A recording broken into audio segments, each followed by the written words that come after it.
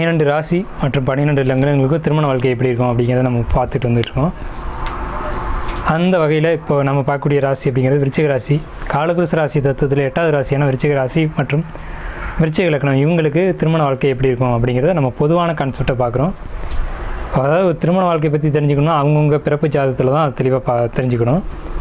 ஆனால் இப்போ நம்ம பொதுவாக இந்த மாதிரி இருக்கும் அப்படின்னு ஜென்ரலான விஷயங்கள் எடுக்கிறோம். இந்த ஜென்ரலான விஷயங்களும் ஒரு 70% அவங்க ஜாதகத்தில் கரெக்டாக வரும். அவங்களுக்கு இந்த மாதிரியான சம்பவங்கள் கட்டாயம் அவங்களுக்கு நடக்கும். விருச்சிக ராசி விருச்சிக லக்னம் யாரெல்லாம் இருக்கீங்களோ இவங்களுக்கு இப்போ நம்ம சொல்லக்கூடிய பலன்கள் அப்படிங்கிறது 70% பொருந்தி வரும், மேக்ஸிமம் அதிகமாகவும் பொருந்தி வரும்.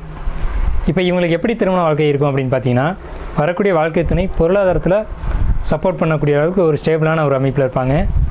ஒன்று வேலைக்கு போகக்கூடியவங்களாக இருப்பாங்க, இல்லைனா பொருளாதாரம் இருக்கக்கூடிய ஒரு குடும்பத்திலேருந்து வாழ்க்கை துணை அமைவாங்க. அதாவது நல்ல பணம் வசதியுடைய ஒரு வாழ்க்கை துணை அப்படிங்கிறது அமையும். இல்லை அப்படின்னா இவங்க ஒரு தொழில் அல்லது வேலை செஞ்சு பொருள் ஈட்டக்கூடிய ஒரு நபராக அவங்க வருவாங்க. பொருளாதாரத்தில் பார்த்திங்க அப்படின்னா பணத்தை கையாளுற திறமை அவங்கள்ட்ட இருக்கும், யாருக்கு வாழ்க்கை துணைக்கிட்டே இருக்கும். விருச்சிகம்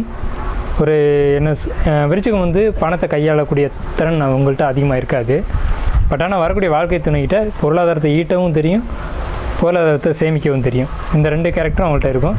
ஸோ பொருளாதாரத்தை பொறுத்த வரைக்கும் அவங்க வாழ்க்கை துணைகிட்ட விருச்சிகம் எடுத்துட்டாங்க அப்படின்னாலே சிறப்பாக இருக்கும். அடுத்து பார்த்துட்டிங்கன்னா இவங்க திருமண வாழ்க்கையில் எப்படி திருமணம் அமையும் அப்படின்னு பார்த்தீங்கன்னா, இவங்களுக்கு வரக்கூடிய வரன் அப்படின்னு பார்க்கும்போது ஒன்று தென்கிழக்கு திசை அல்லது கிழக்கு, இந்த திசைகள் தான் அதிகபட்சம் வரன் அப்படின்றது அமையும். இவங்க முதல்ல திருமண வாழ்க்கையை வரனை பார்க்கும்போது அவங்களுக்கு ஒயிட் கலர் ட்ரெஸ்ஸு, ஏதாவது ஒரு ஒயிட் கலர் இவங்களுக்கு சம்மந்தப்படும். அதை வச்சு இவங்க முடிவு பண்ணிக்கலாம் இவங்க தான் வாழ்க்கை துணை அப்படிங்கிறத.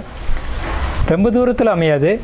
ஆனால் பெரும்பாலும் விருச்சிகம் என்ன பண்ணுது அப்படின்னு பார்த்தீங்கன்னா, மாற்று திருமணம். அதாவது மாற்று திருமணம் அப்படின்னா லவ் மேரேஜ் இவங்களுக்கு அவ்வளோ சிறப்பாக அமையறதில்ல. ஏன்னா செவ்வாயினுடைய வீடு அப்படிங்கிறதுனால அதிகமாக இவங்க காதல் வயப்படுறதில்ல, கௌரவம் அப்படின்ற ஒரு விஷயத்திலேயே கடந்து போயிடுறாங்க. அதிகபட்சம் வேறொரு இனத்திலேயோ வேறொரு மதத்திலேயோ தன்னோட இனம் விட்டு இனம் போய் திருமணம் செஞ்சுக்கிறாங்க. ஆனால் விருப்பப்பட்டு திருமணம் செஞ்சுக்கிறாங்க. இவங்க திருமணம் செய்யும்போது இவங்களுக்கு விருப்பம் இருக்கோ இல்லையோ, திருமணத்துக்கு பிறகு இவங்களுக்கு வாழ்க்கை துணை மேலே ரொம்ப ஈடுபாடு அதிகமாக இருக்கும். அதை திருமணத்துக்கு பிறகு லவ் பண்ணுவாங்கன்னு சொல்லுவாங்க இல்லைங்களா, அந்த மாதிரியான ஒரு அமைப்பு விருச்சிகத்துக்கிட்ட நிறையவே இருக்கும். அடுத்து குழந்தை பிறப்புக்கு வரும். குழந்தை பிறப்பு அப்படின்றது முதல் குழந்தை பெண் குழந்தை பிறக்கிறது அவ்வளோ சிறப்பு இல்லை.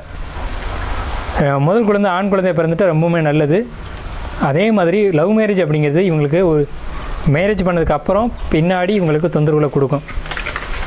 ஆனால் எப்படி இருந்தாலும் இவங்க விட்டு கொடுத்துட்டு போயிட்டாங்க அப்படின்னு சொன்னால் ரொம்பவுமே நல்லாயிருக்கும். ஏன்னா இவங்க பிறந்தே செவ்வாயினுடைய வீடு, விருச்சிகம்ன்றது செவ்வாயினுடைய வீடு. இவங்களுடைய குணம் ரொம்ப ஏட்டிப்பூட்டியாக இருக்கும், ரொம்ப எதிர்புதிரமான ஒரு குணம் இவங்களுக்கு விருச்சிகத்துக்கு இருக்கும். அந்த குணத்தை தவிர்த்துக்கிட்டாங்க அப்படின்னா, விட்டு கொடுத்து போனாங்க அப்படின்னு சொன்னாலே இவங்களுடைய திருமண வாழ்க்கையில் மிகப்பெரிய ஒரு நல்ல ஒரு அமைப்பு தான் விருச்சிகத்துக்கு உண்டு. எப்படி இருந்தாலும் திருமணத்துக்கு பிறகு பொருளாதாரம் நல்லா இருக்குது அப்படிங்கிறதுனாலேயே இவங்களுடைய திருமண வாழ்க்கை சிறப்பான ஒரு அமைப்பில் தான் இருக்கும். ஸோ திருமண வாழ்க்கை விருச்சிகத்தை பொறுத்த வரைக்கும் ரொம்பவுமே நல்லாயிருக்கு. 2வது திருமணம் அப்படின்ற ஒரு அமைப்புக்குள்ளே போகாமல் இருந்துட்டாங்க அப்படின்னா ரொம்ப பெஸ்ட்டு. ஏன்னு கேட்டிங்கன்னா, விருச்சிகம் ராசி அல்லது லக்னம் சொல்லிட்டாலே 2வது திருமணம் சிறப்பு இல்லை. அப்படின்னா இவங்க இருக்கிற வாழ்க்கையை தக்க வச்சுக்க பார்த்துக்கணும். அப்போ முதல் திருமணத்தில் கரெக்டாக கொண்டு போய்க்கணும். அப்படி போயிட்டாங்க அப்படின்னா எந்த தொந்தரவுகளும் இல்லாமல் போயிடும்.